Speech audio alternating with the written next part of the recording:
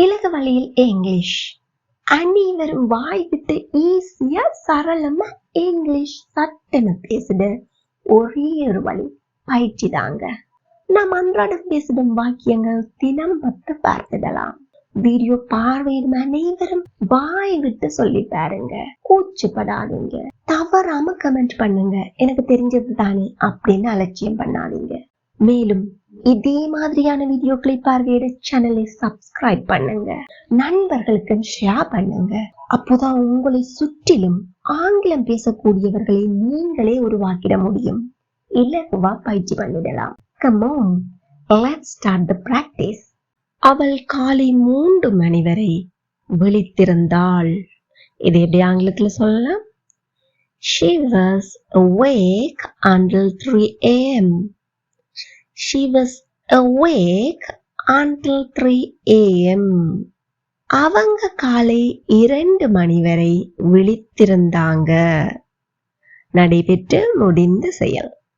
They were awake until 2 a.m. They were awake until 2 a.m. எங்கூட சேர்ந்து சொல்லி பாருங்க. They were awake until 2 a.m. நான் காலை 10 மணி வரை தூங்கிட்டு இருந்தேன். I was asleep until 10 a.m. I was asleep until 10 a.m. Again, I was asleep until 10 a.m. இங்கு நாம் பயன்படுத்திய awake என்பது விழித்திருத்தல் என்னும் செயல் நிலையையும், asleep என்பது தூங்குகின்ற செயல் நிலையையும் குறிக்கின்றன. இப்போ நாங்க பார்த்தோம் 10 மணி வரை நான் தூங்கிட்டு இருந்தேன்.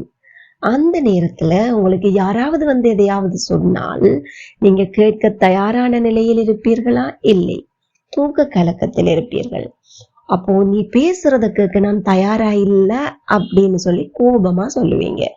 கோபமாக இருக்கும்போது அதை ஆங்கிலத்தில் எவ்வாறு வெளிப்படுத்தலாம்னு பார்ப்போம்.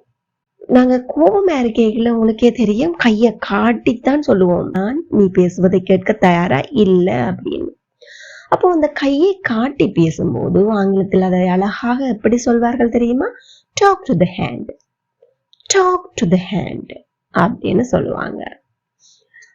அப்போ நீங்க இதையே அந்த உங்கள்ட்ட கதை சொல்ல வந்தவர்கிட்ட அதை சொல்ல கூட விருப்பம் இல்லாம உங்கள் அருகில் இருப்பவரிடம் அவங்கிட்ட நான் பேசுவதை கேட்க தயாராக இல்லை என்று சொல் அப்படின்னு சொல்ல போறீங்கடா. எப்படி சொல்லலாம்? Tell him to talk to the hand. Tell him to talk to the hand. Again, tell him to talk to the hand. எதிர்பாராத விதமாக அந்த அற்புதமான காட்சியை பார்க்க தவறிவிட்டேன். இது நீங்க எதுக்கு வேணும்னாலும் சொல்லலாம். யாராவது உங்களை ஏதாவது ஒரு நிகழ்வுக்கு வர சொல்லி இருக்கிறாங்க, அதை போய் பார்க்க முடியல. யாரோ நீண்ட நாளைக்கு பிறகு வந்திருக்கிறாங்க, அவங்கள போய் சந்திக்க முடியல. இப்படி எது வேணுமென்றாலும் இருக்கலாம். ஆனா அந்த அற்புதமான காட்சியை பார்க்க நீங்க தவறிட்டீங்க. இது எப்படி சொல்லலாம்? எதிர்பாராத விதமாக, unfortunately. Unfortunately, I missed the splendid sight. Unfortunately, I missed the splendid sight. எங்கூட சேர்ந்து சொல்லி பாருங்க. Unfortunately, I missed the splendid sight. அப்போ எதிர்பாராத விதமாக ஒரு செகண்ட்ல பஸ் தவற விட்டுட்டேன். நீங்க ஓடி போய் பிடிக்க போறீங்க, ஆனா உங்களால பிடிக்க முடியல. இது எப்படி சொல்லலாம்? Unfortunately, I missed the bus by a second என்னும் சொல்லலாம். பேசும்போது செக் அப்படின்னு சொல்லிக் கொள்ளலாம். மறுபடியும் பார்ப்போமா? Unfortunately, I missed the bus by a sec. Again, unfortunately, I missed the bus by a sec. எப்பயாவது நீங்க வந்திருக்கிறாயா? Have you ever come here? Have you ever come here? Have you ever come here? எப்பயாவது நீ எனக்கு உதவி பண்ணியிருக்கியா? Have you ever helped me? Have you ever helped me? அவள் எப்பவாவது உனக்கு உதவி செய்திருக்கிறாளா? இது எப்படி கேட்கலாம்? Very good. You got it. Has she ever helped you? Has she ever helped you? எப்பயாவது இந்த படத்தை பார்த்திருக்கியா? இது எப்படி கேட்கலாம்? Have you ever watched this movie? Have you ever watched this movie? நீ அவனுக்காக காத்திருக்க வேண்டியிருந்ததா? இது எப்படி கேட்கலாம்? Did you have to wait for him? Did you have to wait for him? Again, did you have to wait for him? நீ உண்மையை சொல்ல வேண்டியிருந்ததா? Did you have to tell the truth? Did you have to tell the truth? Again, did you have to tell the truth? அப்பாட்ட ரொம்ப பிடிச்சதே இதுதான். அது உங்களுக்கு பிடித்தமான விஷயத்தை செய்யறாங்க, அந்த நேரத்தில் இப்படி சொல்லுவீங்க இல்லையா? This is what I like the most about my dad. This is what I like the most about my dad. அவகிட்ட அவனுக்கு ரொம்ப பிடிச்சதே இதுதான். This is what he likes the most about her. This is what he likes the most about her. எங்கூட சேர்ந்து எல்லாரும் சொல்லி பாருங்க, சத்தமா சொல்லுங்க. This is what he likes the most about her. என்கிட்ட உனக்கு ரொம்ப பிடிச்சது எது? எப்படி கேட்கலாம்? What do you like the most about me? What do you like the most about me? Again, what do you like the most about me? அப்போ அவகிட்ட உனக்கு ரொம்ப பிடிச்சது எது? இது எப்படி கேட்கலாம்? இப்பவே கமெண்ட்ல சொல்லுங்க. Very good. அவளுக்கு போனை போட்டு அங்க போக சொல். அதாவது கால் பண்ணி என்ன சொல்ல போறோம்? அங்கே போ அப்படின்னு சொல்ல வேணும். இது எப்படி சொல்லலாம்? Call her and tell her to go there. Call her and tell her to go there. Again, call her and tell her to go there. அவனுக்கு போனை போட்டு இங்க வர சொல். Call him and tell him to come here. Call him and tell him to come here. ரொம்ப ஈஸியா இருக்குல்லவா? சொல்லி பாருங்க. Call him and tell him to come here.